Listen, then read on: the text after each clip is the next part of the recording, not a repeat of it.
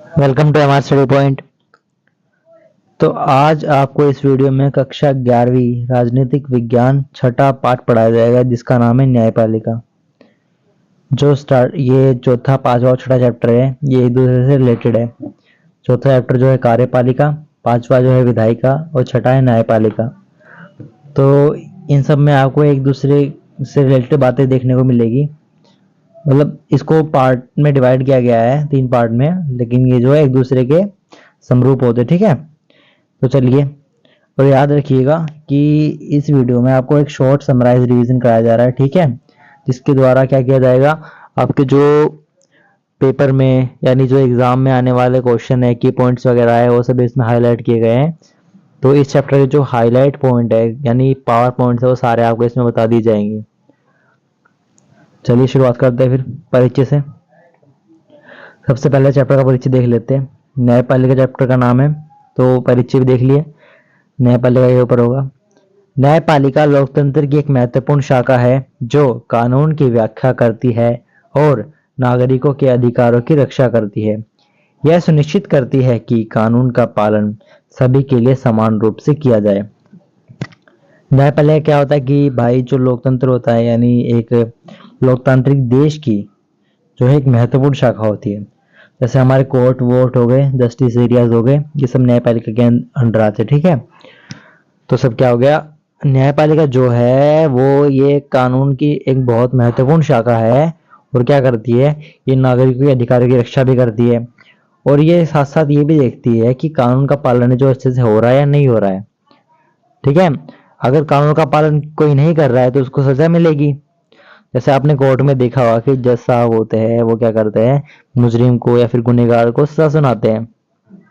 तो न्यायपालिका में उनकी पेशी होती है जिसके आधार पर मतलब उनके गुनाह के आधार पर उन्हें सजा सुनाई जाती है, ठीक है। मतलब जो अगर कानून का उल्लंघन करता है या फिर कानून का पालन नहीं करता है या फिर गैर कानूनी काम करता है तो ऐसे लोगों को सजा मिलती है, ठीक है, न्यायपालिका में।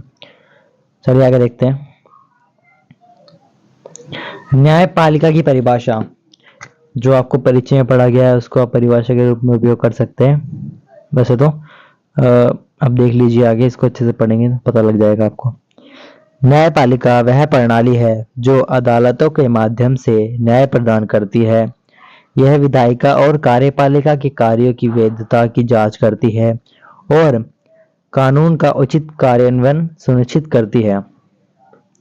जो न्यायपालिका है ना, ये मतलब अदालत है, हमारे जो कोर्ट हो गए, इनके माध्यम से क्या करती है, न्याय का जो संचार होती है उस चारों रूप पे चलाती रहती है, ठीक है। न्याय प्रदान करती है लोगों को, उनकी रक्षा करती है, उनके अधिकारों की रक्षा करती है, उनके कर्तव्यों की रक्षा करती है, ठीक है।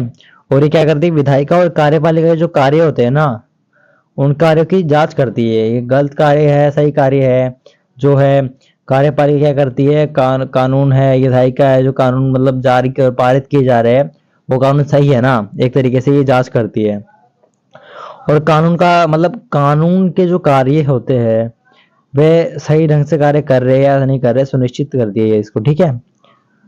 चलिए आगे देखते हैं। अब न्यायपालिका की संरचना में देखिए क्या आता है कि जो न्यायपालिका की संरचना है वो सबसे पहले तो इसमें आता है उच्चतम न्यायालय, ठीक है। उच्चतम न्यायालय में क्या है आपका, यह भारत की सर्वोच्च अदालत है, ठीक है, जो संविधान के अनुसार सर्वोच्च न्यायिक प्राधिकरण है। जो ये है भारत की सर्वोच्च अदालत है, यानी आपको अगर कहीं भी न्याय नहीं मिल रहा तो यहाँ आपको न्याय अवश्य ही मिलेगा, ठीक है। तो जो क्या करती है, जो संविधान के अनुसार सर्वोच्च न्यायिक प्राधिकरण करती है, ठीक है। अगला पॉइंट देखिए, इसके प्रधान न्यायाधीश और अन्य न्यायाधीश कानूनों की व्याख्या करते हैं और संविधान की रक्षा करते हैं। इसके जो प्रधान मतलब जो प्रमुख न्यायाधीश होते हैं ना, हेड होते हैं जो, और जो अन्य न्यायाधीश होते हैं यानी उनके जो सहकर्मी होते हैं, कॉलिग्स होते हैं, उनमें क्या करती है वो अब मिलजुल के क्या करते, कानून की यानी संविधान की रक्षा करते हैं, ठीक है। अब आगे देखिए, उच्चतम न्यायालय के बाद इसमें आता है उच्च न्यायालय, यानी उच्चतम न्यायालय थोड़ा छोटा होता है, ये उच्च न्यायालय। प्रत्येक राज्य या केंद्र शासित प्रदेश में एक उच्च न्यायालय होता है। यह अपीलों और विशेष मामलों का निर्णय लेता है और अपने क्षेत्राधिकारी में न्याय प्रदान करता है। जी क्या करता है, जो यानी हर एक राज्य में और हर एक केंद्र शासित प्रदेश है उसमें एक ना एक उच्चतम न्यायालय जरूर होगा, यानी सॉरी सॉरी उच्च न्यायालय जरूर होगा। ठीक है, उच्चतम न्यायालय तो ऊपर चला गया। ठीक है, हम पहले पढ़ जाएंगे उच्चतम न्यायालय। ये क्या है, उच्च न्यायालय जरूर होगा हर एक राज्य में और हर एक केंद्र शासित प्रदेश में। और क्या होगा, मतलब यहाँ अपील और विशेष मामलों पर निर्णय लिया जाता है। यानी भाई जो कोई ऐसी अपील है जो आपकी निचली अदालतों में स्वीकार नहीं हुई, तो आप यहाँ पे उसकी अपील कर सकते हैं। ठीक है, और विशेष जो मामले होते हैं उनका यहाँ पे समाधान किया जाता है। और इसके अधिक्रमण में जो क्षेत्र आते हैं, वो क्षेत्र जो क्षेत्र अधिकार आते हैं उसमें क्या करता है, ये न्याय प्रदान करता है सुचारू रूप से। ठीक है, चलिए आगे देखिए। निचली अदालतें, छोटी स्तर की जो अदालतें होती है हमारे यहाँ पे, जैसे ये अदालतें विभिन्न स्तरों पर कार्य करती है। जैसे जिला अदालतें हो गई, सत्र अदालतें हो गई और म्युनिसिपल अदालतें हो गई। ठीक है, ये क्या करती है, जैसे छोटे मोटे मुद्दे होते हैं ना, तो ये इनका अदालतों में जाते हैं तो शॉर्ट हो जाते हैं आसानी से। ठीक है, ये स्थानीय मुद्दों और आपराधिक मामलों का निपटारा करती है। स्थानीय मुद्दे भाई अभी मैंने आपको बताया, छोटे मोटे मुद्दे होते हैं, उनका क्या करती है, ये निपटारा करती है, शॉर्ट कर देती है, जल्दी से सुलझा देती है। ठीक है, वैसे कोर्ट के चक्कर में बहुत चक्कर लगाने पड़ जाते हैं। ठीक है, चलिए आगे देखते हैं। ये आपने क्या पढ़ा, जो है न्यायपालिका की संरचना। याद रखिएगा, न्यायपालिका की संरचना को 3 भागों में बांटा गया है, उच्चतम न्यायालय, उच्च न्यायालय और निचली अदालतें। ठीक है, अब न्यायपालिका क्या कार्य करती है, न्यायपालिका के कार्य क्या क्या है। ठीक है, तो चलिए देख लेते हैं अब न्यायपालिका क्या कार्य करती है। पहला क्या करती है, न्याय प्रदान करना। यानी भाई जो न्यायपालिका है वह न्याय प्रदान करती है। ठीक है, इसके कहने का मतलब तो यही है। अब इसके देखिए अंदर क्या लिखा है, न्यायपालिका का मुख्य कार्य विवादों का निपटारा करना और न्याय प्रदान करना है। यानी न्याय कब प्रदान करेगी, जब जो इसके पास केस है, आई मीन जो अपीलें है वो सुलझ जाएगी, उसके बाद क्या है, न्याय करेगी लोगों के साथ। ठीक है, तो जो हमारी न्यायपालिका है उसका दूसरा कार्य क्या है कि संविधान की रक्षा करना। यह सुनिश्चित करती है कि सभी कानून और सरकारी कार्य संविधान के अनुरूप हो। यानी संविधान की रक्षा कर रही है, तो ये सुनिश्चित भी करती है कि जो सभी कानून है और सरकारी कार्य हो रहे हैं वो संविधान के अनुरूप हो रहे या नहीं हो रहे, यानी संविधान की मर्यादा में रखकर वो कार्य किए जा रहे हैं या नहीं किए जा रहे, कई गैर कानूनी कार्य तो नहीं हो रहे। तो ये सबको क्या करती है, सुनिश्चित करती है। ठीक है, तो तीसरा कार्य देखिए, नागरिक अधिकारों की रक्षा करना। जो नागरिकों के पास अधिकार होते हैं, यानी जनता के पास जो अधिकार होते हैं उनकी क्या करती है, रक्षा करती है कार्य न्यायपालिका। न्यायपालिका नागरिकों के अधिकारों की रक्षा करती है और यह सुनिश्चित करती है कि उनका उल्लंघन न हो रहा हो। ठीक है, अभी मैंने बताया कि आपको कि क्या करती है न्यायपालिका, नागरिकों के जो मौलिक कर्तव्य होती है और जो अधिकार होते हैं उनके उनकी सुरक्षा करती है। ठीक है, और यह सुनिश्चित भी करती है कि उनका उल्लंघन तो नहीं हो रहा, उनका शोषण तो नहीं हो रहा कहीं उनके अधिकारों का।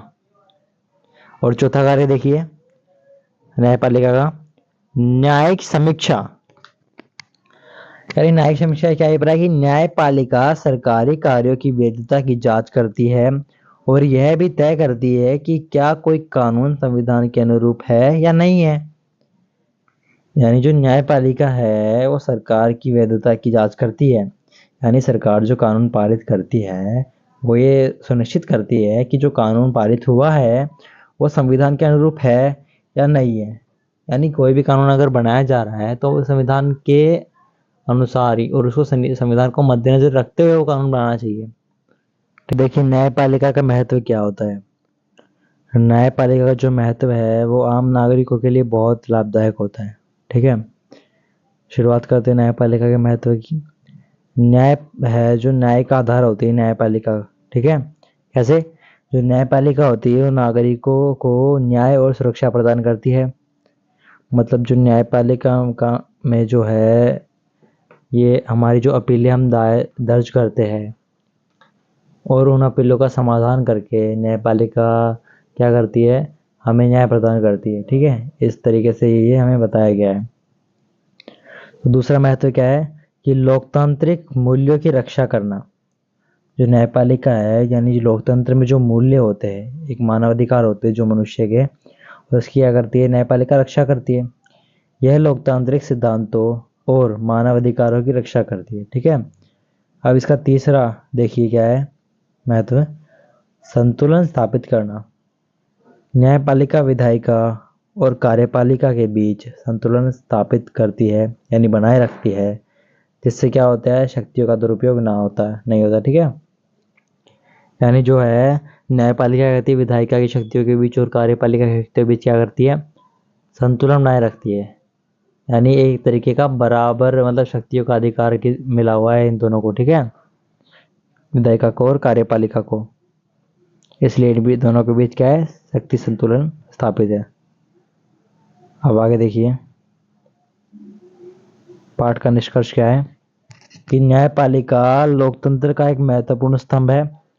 यह न केवल न्याय प्रदान करती है बल्कि नागरिकों के अधिकारों की रक्षा भी करती है।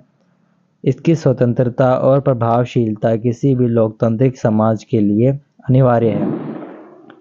यानी जो न्यायपालिका है वो एक लोकतंत्र का महत्वपूर्ण स्तंभ है। और जो क्या न्यायपालिका, मैं आपको इससे हटके बताऊं थोड़ा कि जो न्यायपालिका होती है वो पूर्ण रूप से स्वतंत्र होती है, और क्या है, वो खाली जो अपराधी होते हैं ना उनको सजा देती है, और जो बेगुनाह होते हैं उनको छोड़ देती है।